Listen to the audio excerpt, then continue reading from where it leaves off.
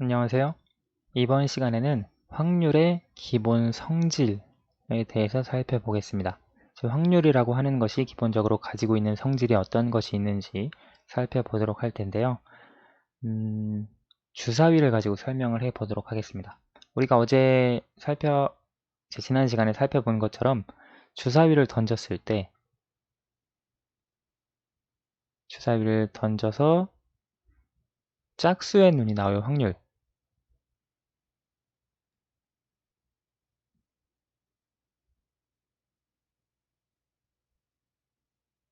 이것을 구한다면 주사위 눈을 던졌을 때 나올 수 있는 경우의 수가 6가지고요. 짝수의 눈이 나오는 경우의 수가 2, 4, 6 해서 3가지입니다. 따라서 2분의 1, 이 주사위를 던졌을 때 짝수가 나올 확률입니다. 그런데 이제 어떤 경우가 있냐면 만약에 문제에서 주사위를 던져서 7 이상인 눈이 나올 확률이 주어졌다고 해봅시다. 그러면 주사위를 던졌을 때 나올 수 있는 경우의 수는 6가지 맞습니다. 그런데 7 이상이 나오는 경우의 수는 하나도 없습니다. 왜냐면 1에서 6까지 밖에 없으니까요. 여기서 이제 주사위는 정육면체 주사위고 정육면체의 각 면에는 1부터 6까지 쓰여 있는 그런 주사위를 가지고 말하는 겁니다. 그러면 이것은 0이 됩니다. 주사위를 던졌을 때 7 이상인 눈이 나올 확률은요. 또는 주사위를 던져서 6 이하인 눈이 나올 확률을 생각을 해보도록 합시다. 주사위를 던졌을 때 나올 수 있는 모든 경우의 수는 6가지입니다. 6 이하인 눈이 나올 경우의 수는 1, 2, 3, 4, 5, 6, 6가지입니다. 따라서 6 이하인 눈이 나올 확률은 1이 됩니다. 확률이 1이라고 하는 것은 어떤 의미인가? 혹은 확률이 0이라고 하는 것은 어떤 의미인가? 우리가 보통 지난 시간까지 살펴봤던 확률은 이와 같은 분수의 형태로 나왔었는데요. 확률의 기본 성질을 가지고 설명을 해보면 우선 첫 번째, 어떤 사건이 일어날 확률을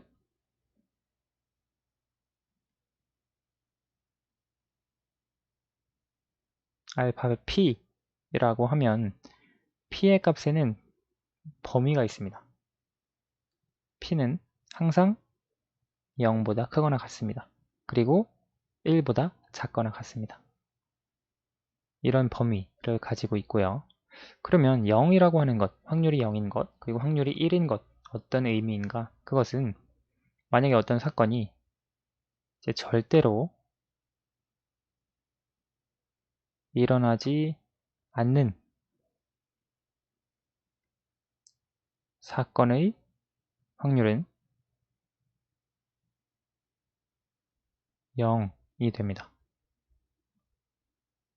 또한 반드시 일어나는 사건의 확률은 1이 됩니다. 지금 아까 예시에서 살펴본 것처럼 주사위를 던졌을 때 6 이하인 눈이 나올 확률, 주사위를 던지면 항상 반드시 6 이하인 눈이 나옵니다. 주사위에 그려진 숫자가 1, 2, 3, 4, 5, 6이니까요. 따라서 6 이하인 눈이 나오는 사건은 반드시 일어납니다. 그렇기 때문에 6분의 6 해서 확률이 1이 되는 것이고요. 7 이상인 눈은 절대 나올 수가 없습니다. 절대로 일어나지 않는 사건이기 때문에 우리가 확률은 0이라고 쓸 수 있습니다. 그래서 이렇게 세 가지가 확률의 기본적인 성질이라고 할 수 있는데요. 예를 들어 이제 어떤 상자에 공이 있는데 빨간색 공이 4가지 있고요. 파란색 공이 3가지 있다고 해봅시다. 그럼 이 상자에서 공을 하나 뽑을 때 빨간색 공이 나올 확률, 이것은 7분의 4가 됩니다. 전체 경우의 수가 4가지이고 빨간색 공이 나오는 경우의 수가 4가지이니까요. 전체 경우의 수가 7가지고요. 죄송합니다. 빨간색 4가지, 파란색 4가지, 파란색 3가지 해서 전체 경우의 수, 일어날 수 있는 모든 경우의 수가 7가지고 빨간색이 나오는 경우의 수가 4가지입니다. 그래서 7분의 4가 되고요. 파란색 파란색 공이 나올 확률은 7분의 3이 됩니다. 그렇죠. 그리고 만약에 문제에서 초록색 공이 나올 확률을 구하여라 라고 하면 그것은 7분의 0이 됩니다. 초록색 공이 없으니까요. 그렇죠. 그리고 뽑았는데 빨간색 또는 파란색 공이 나올 확률을 구하여라 라고 하면 7분의 7이 되니까 1이 됩니다. 왜냐면 빨간색 또는 파란색이라고 했는데요. 여기 안에는 빨간색과 파란색밖에 없기 때문에 빨간색 또는 파란색 공이 나올 확률은 7분의 7 해서 1이 됩니다. 즉 이것은 반드시 일어나는 확률이라고 할 수 있죠. 그래서 우리가 확률의 성질을 여기서 하나 더 추가를 해보자면